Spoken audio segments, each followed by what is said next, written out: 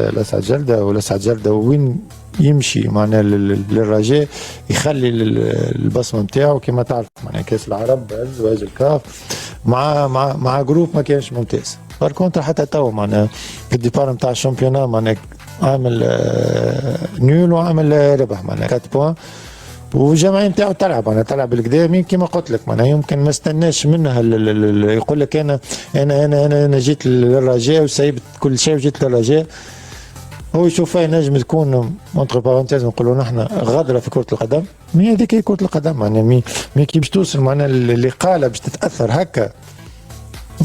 الصوره ما كانتش مغربيه، الصوره ما كانتش باهيه للمدرب التونسي. ما نساوش مثلا في المغرب معين الشعباني متالق معناها ثم صوره خاصه عند المدرب التونسي معناها هو كان ناجح غادي. اي معناها كمان معناها مش لو تم اقالتك تولي تبكي معناها في وسيله اعلام.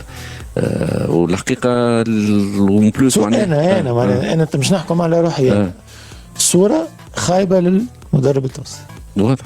هذه من خاطر يبكشي موجوع الراجل يا خويا سيبوه. مش توجع وليد معناها انت انا قلت لك لا ولا لا بالرسمي فما دي ديتاي وليد نحن ما نعرفوهاش. فما دي ديتاي نحن ما نعرفوش. انا متاكد منه اللي لسعد جلدة والمدير الرياضي الفرنساوي سيباستيان ما كانش الكورون متعدي بيناتهم.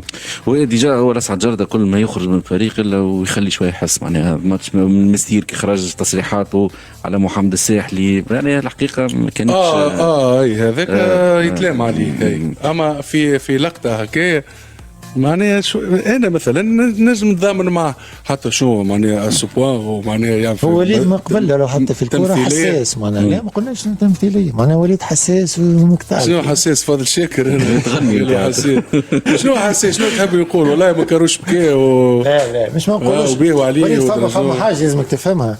شنو مالا حساس فما حاجه وليد لازم نفهموها. قلبي رهيف قلبك رهيف الحمد لله. وش خير من واحد قلبه رهيف يلزم واحد قلبه حجر. لا سرتا ما يلزمك قلبك حجر باش ترجع مع شنو في كل شيء مع جردة في كل شيء نحكيه معناها انت تحطيت في مهنه. شو قال لك قلبي مش حجر انا في مواقف معينه ايش بيك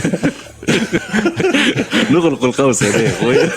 دوك حابين نعلقوا على ممكن من المرات القليله انه مدرب يصارح ممكن هذه تصير في ما نعرفش انا مش في وسيله اعلام انه مدرب باش يبكي بعد التصوير نتاع جوست ما هوش ابن النادي وما هوش متكولد الرجاء يعني الحقيقه استغربنا هذاك علاش حابين نعلقوا على اللي صار من المدرب لسعد جردة.